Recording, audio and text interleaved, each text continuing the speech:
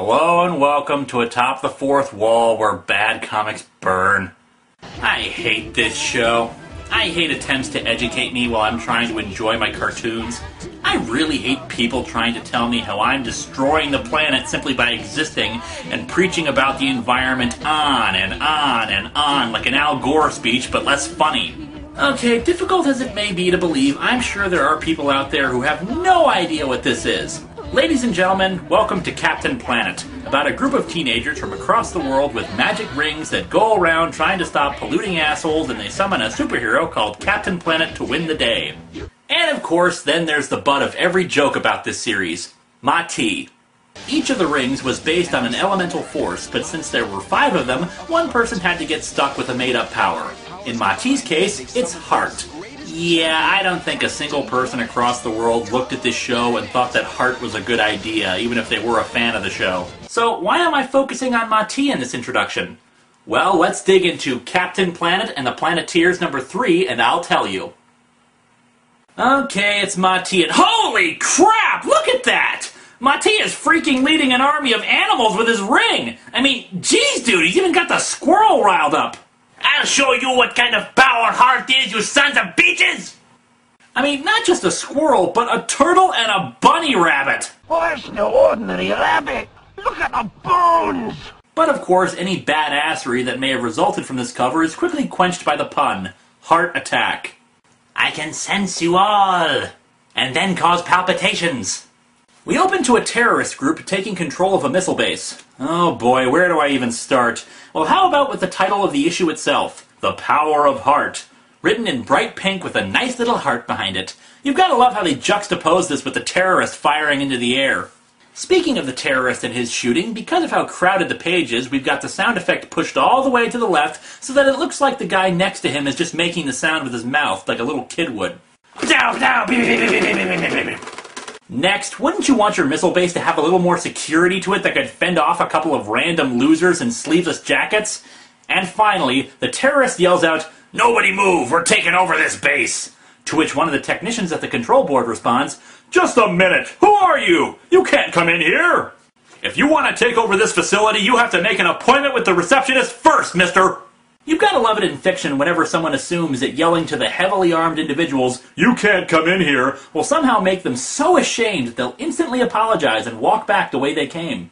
Of course, the lead terrorist named Bleak is not intimidated. "Shut up, Baldy!" Baldy? But you're... forget it. "Now see here, we've got guns, and that means we can do whatever we want. We can order off the breakfast menu at McDonald's after 10. Anything!" Bleak contacts his boss, who's hiding in the shadows like Dr. Claw from Inspector Gadget, but anyone who actually was a fan of the show, you know, the only people actually buying the comic, will recognize him as Lutin Plunder, one of the recurring villains of the TV show. As the Nostalgia Critic pointed out, who the hell would do business with people who had names like that? And this guy is supposed to be an example of capitalism gone rampant! Not to mention, what parent would actually name their kid Lutin? Dear Lord, suddenly Haiku Steel Edge is a positively legitimate name for someone. Anyway, Bleak then makes a transmission to America, because of course a missile base has lots of transmission equipment. "Sorry to interrupt Inspector Gadget, kiddies." Wait, didn't I just make an Inspector Gadget joke? Oh, I see what you did there, comic. Yeah, that's about as clever as it gets. It's all downhill from here, folks. "My name is Argos Bleak. I had a large mercenary force of ruthless terrorists." Oh, sweet merciful crap, where to begin? First of all, what terrorist group ever loudly announces that they are terrorists? And not just any terrorists, but ruthless ones. Do you think they'd put that on their business cards? Because yes, they have to distinguish themselves as ruthless terrorists, because otherwise they may be mistaken for terrorists that show restraint. "Me and my men have taken over MacArthur Missile Base. In 2 short hours, we will be launching a missile full of toxic waste directly at the heart of Washington, D.C. Unless we are paid the sum of... $1 million. Okay, first of all... They say earlier that indeed the missile base was loaded with toxic waste and the intention was to shoot it into space. While that's a very nice idea in theory, there are a couple of reasons why we don't do that in the real world. One, it's really expensive to shoot stuff into space, more so than just storing it in a desert. 2. A million things can go wrong with shooting something into space, especially since it needs to clear the gravitational pull of the planet, or else we'll just rain toxic death over a nice big chunk of the planet. 3. Again, considering all that, you'd think there'd be a hell of a lot better security for all this. Secondly, $1 million? Are you kidding me? Look, $1 million is a lot of money, but we're expected to believe that loot and plunder, who's already a businessman and probably makes hundreds of millions of dollars clearing away forests for cows or whatever, is getting a cut of this. So why the hell are they asking for such a paltry sum? To make matters better for all this, some senator or something says that they can't raise $1 million in time, but that they'll have to try. Forgiving for a moment that $1 million is actually a pretty small sum in a governmental budget, are you kidding me? They're actually gonna give the terrorists what they want? By the way, people, we're only 3 pages into this thing so far. I think we're in for the long haul on this one, folks. We cut to the uncharted island called Hope. Well, if it's uncharted, how the hell does it have a name? If Gaia knows about it, it was charted by her! The Planeteers are testing their powers out by shooting at a floating volleyball. That Gaia is constantly coming up with new ways to test us. Yeah, thanks, Gaia. Instead of using their superpowers to put out fires or fighting crime, they get to play around with a volleyball. Your tests are so well thought out. Wheeler lights the ball on fire, just making it more likely to injure someone. Linka comments, "Not a bad, Wheeler, but this will really blow you away." Speaking of blowing. And of course, each team member has to make idiotic puns while they do this. Eventually, the ball heads to Mati, who does absolutely nothing, and the ball just falls next to him. Wheeler mocks Mati for it, and he even quotes the often-repeated, "What the heck kind of power is heart, anyway?" It's useless, that's what it is. Mati is the weakest one of all. Ha ha ha! God, you know it's bad when the guy named Wheeler is making fun of you. If this were a normal group of teenagers, they'd smack the asshole upside the head. But of course, they just try to comfort the whimpering little dork while he goes all emo about his power to read minds. Wait, what? He can read minds? The power of heart lets him read minds? That doesn't make him useless, that actually makes him more valuable! Anyway, Gaia tells them about the situation with the missile base. If that missile is launched, the nation's capital will be completely unlivable. And, you know, all the people who are already there will be dead, but maybe that's implied. Gaia, of course, is only there to serve as Zordon to the teenagers that she sends into harm's way without actually getting involved herself. Then again, considering the government apparently doesn't have any special forces they can send in, it's no surprise that our only hope is the Legion of Losers here. Mati isn't done being emo, though. "The only weapon I have is my own heart, and right now that's a very small weapon indeed." Dude, you're a telepath! You can use an enemy's psychology against them! You can find out hidden passwords or strategic information just by looking at them! It's not your heart that's small here, it's your brain! The Planeteers arrive and are immediately confronted by an impassable obstacle. How are we supposed to get past that fence? A fence? Bleak, you ruthless bastard! It takes Kwame to point out that by using Wheeler's, Gee's, and Linka's powers together, they can create obscuring steam to make it so no one can see them going over the fence. And, you know, shrink their clothes while they're sweating from the heat, but whatever. Hey Henry, do you see a big cloud of fog coming this way? Yeah, there's something suspicious about it. It's kinda unnatural, like it was meant to hide something. Dear Lord, they're just so ruthless! The 2 guards, of course, can't be bothered to at least fire a warning shot into the mysterious cloud of steam, and the group sneaks past them into the missile base. They find 2 more guards, and Wheeler uses his fire powers to burn the Uzi that one is carrying. Yee! My heater's too hot to handle! I'm just gonna let the sheer idiocy of that line sink in. Mati steps up and uses his own powers to pacify the 2, forcing them to fall asleep. Wheeler, of course, remains a dick about it. Nice going, Mati. You actually made yourself useful for a change. At least you're good for something.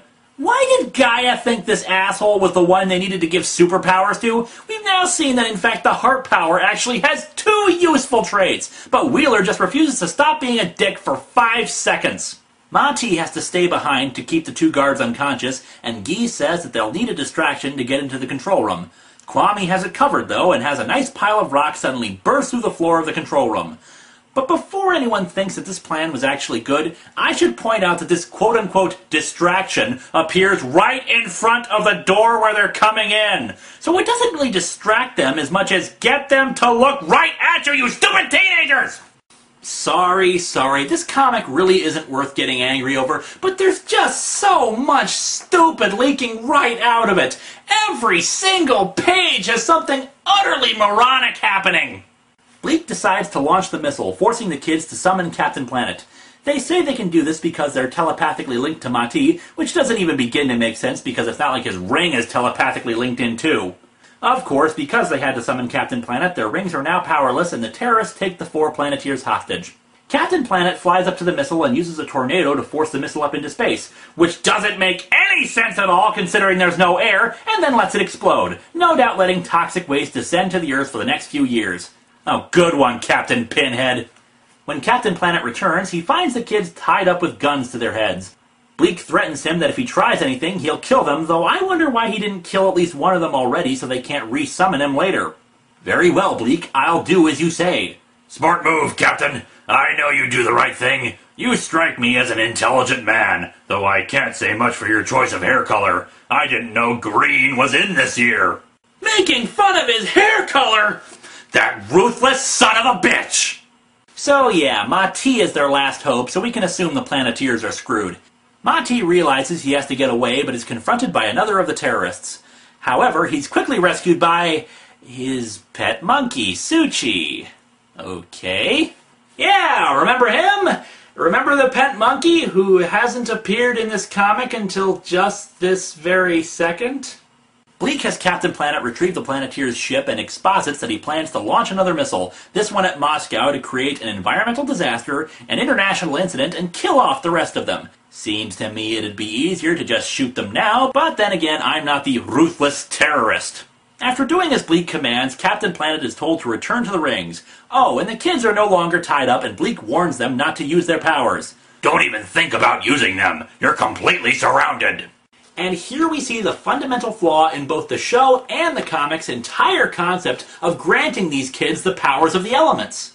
We can forgive the inclusion of heart, stupid as it is. And as a commenter posted in response to my World of Warcraft video, fire shouldn't even count as an element because it's a chemical reaction, not an element of the planet itself. However, we can let that slide for the sake of dramatic license. What we cannot forgive is the complete lack of imagination around the writing, and this scene is a perfect example. Kwame, as we've seen, can summon portions of the Earth up using the power of his ring. Jokes about a small world aside, the planet is really, really big, and most of it is made of rock and dirt, the stuff that Kwame summons up. Why in the name of Gaia's lazy ass doesn't he summon friggin' mountains under all of the terrorists? Why doesn't he summon up rock hands out of the earth to grab them and restrain them? Or let's look at another of the Planeteers, Linka. She has the power of wind. Why doesn't she bring down a force of multiple tornadoes down upon each one of the terrorists, or even miniature tornadoes right in front of their faces, and either suffocate them or knock them unconscious with the force of a friggin' storm? Hell, even Guy could redirect the water pressure of the pipes in the missile base and force it at the terrorists. In fact, considering Mati's ability to pacify them to the point of unconsciousness, the most useless person here is Wheeler, since all he has is basically a flamethrower that he has to direct, leaving him open to attack. Okay, rant over, back to the PSA for heart. Mati is about to post in his live journal about how useless he is when suddenly Gaia reminds him that heart is apparently the greatest power of all. Yeah, my vote's still for Kwame in that regard, considering he basically has the planet itself as his weapon. Heart is not a simple element, Mati. It isn't an element at all!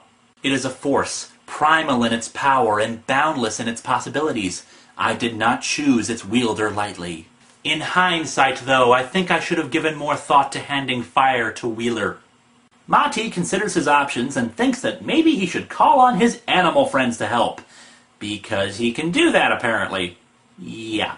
But that would not be fair to the animals, to place their lives in jeopardy. That would make me no better than those who use animals for testing and for warfare. I will spare you all a fairly controversial rant about how utterly stupid that is.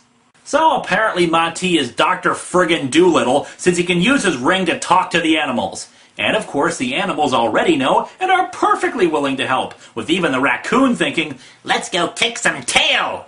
Okay, you get a little bit of the rant. People outside of Disney movies and African gray parrots, no animals think like this. If they were truly this intelligent, there would be no debate about animal rights. They would be giving them all the way.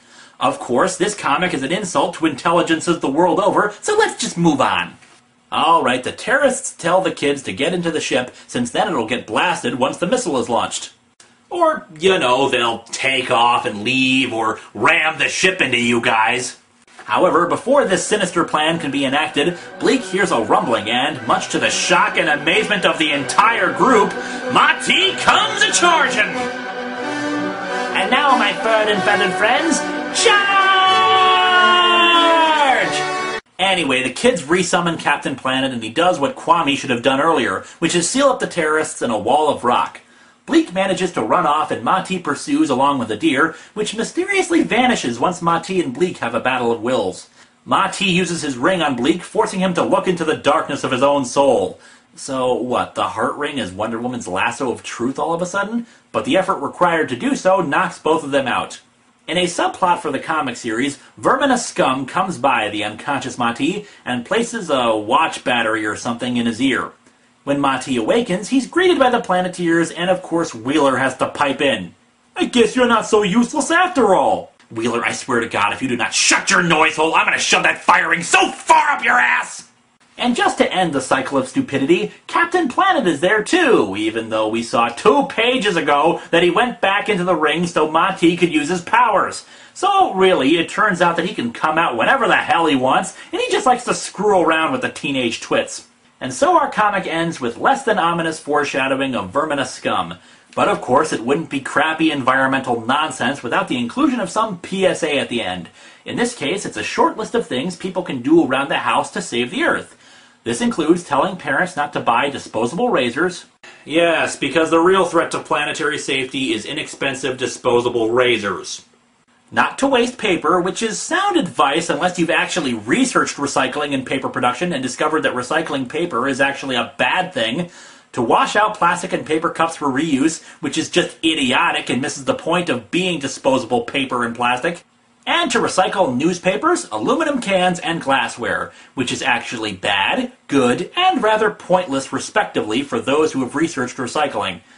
But wait, we have to end with some last-minute idiocy from Wheeler. Hey Cap, does this mean when I have a paper to write for school I can recycle my old book reports? No, Wheeler, your grades were low enough the first time around.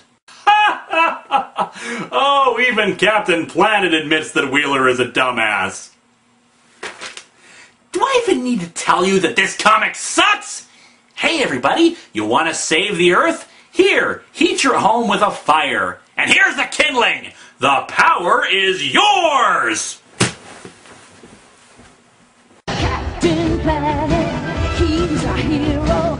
Gonna take pollution down to 0. He's our powers magnified, and he's fighting on.